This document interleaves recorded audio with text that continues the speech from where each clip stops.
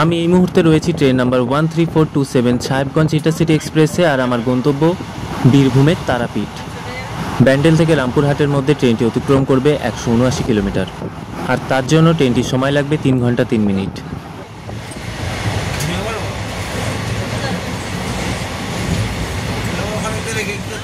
রামপুরহাট থেকে auto book করে নিয়ে আমরা চলে এসেছি তারাপীঠ মন্দিরের কাছে। আমরা এবার থাকছি হোটেল ব্লু স্টারে। এটাই মন্দিরে যাওয়ার একমাত্র রাস্তা। দেখে নিন সন্ধ্যেবেলার সময় কী পরিমাণ ভিড় এখানে রয়েছে। এখানে এসে আপনারা আপনাদের সামর্থ্য অনুযায়ী বিভিন্ন ধরনের বিভিন্ন মানের হোটেল পেয়ে যাবেন, সেগুলো দেখে ভালো করে বুক করে নিতে পারেন। এখন হোটেলে ঢুকে একটু রেস্ট নেব, তারপর কিছু খাওয়া দাওয়া করে শুয়ে পড়বো। আবার দেখা হবে আপনাদের সাথে কালকে সকালে। আজকের মতো শুভরাত্রি।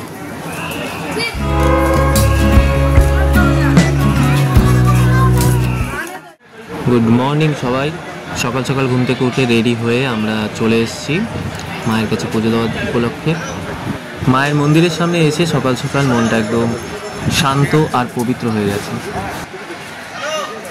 শীতকাল, তাই একটু একটু হালকা হালকা ঠান্ডা তো লাগছেই। পুজো সামগ্রী নিয়ে আমরা দাঁড়িয়ে গেছি লাইনে। এইভাবেই লাইন ধীরে ধীরে এগিয়ে চলছে।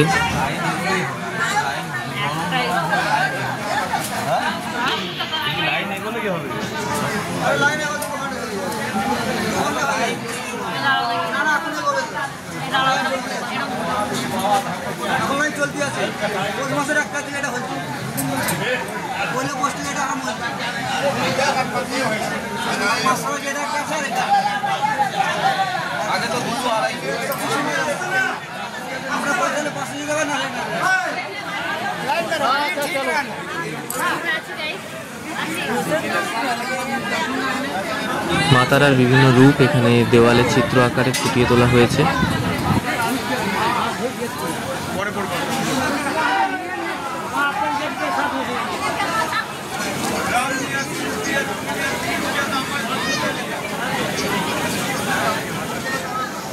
আপনারা যারা এখানে তারাপীঠে আসছেন, এখান থেকে খুব অল্প দূরত্বের মধ্যেই রয়েছে বক্রেশ্বর, যেটা আপনারা একদিনে সাইট সিনে ঘুরে আসতে পারেন।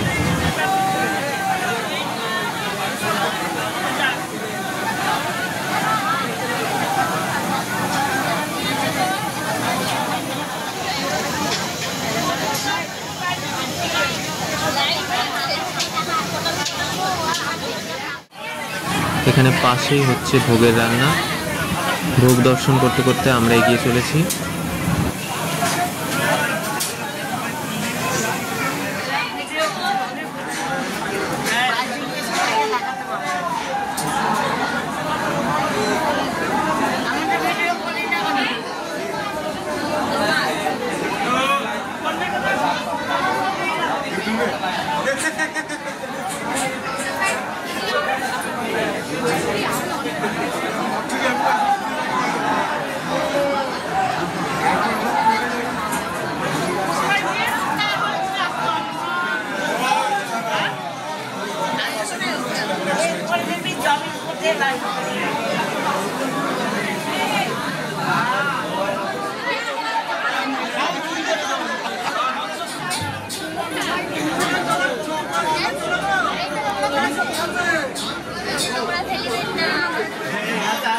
মন্দিরে ঢোকার আগে এখানে মোবাইল ফোন বা ইলেকট্রনিক দ্রব্য আপনাদের সবাইকে জমা করতে হবে, এগুলো ভেতরে অ্যালাউ নয়।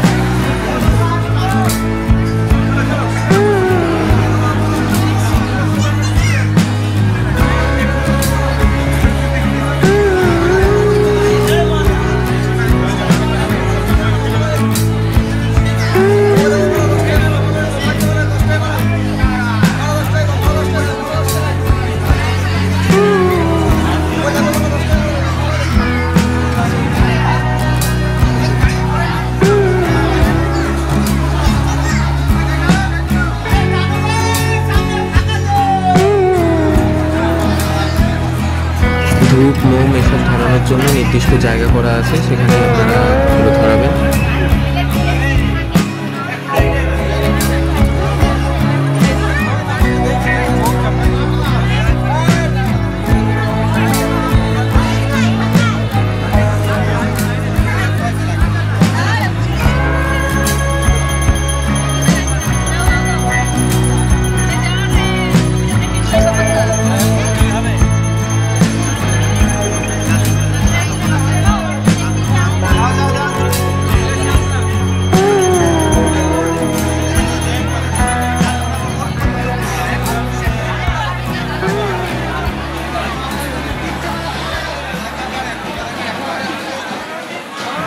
ঘড়িতে সময় 12টা বেজে 10 মিনিট।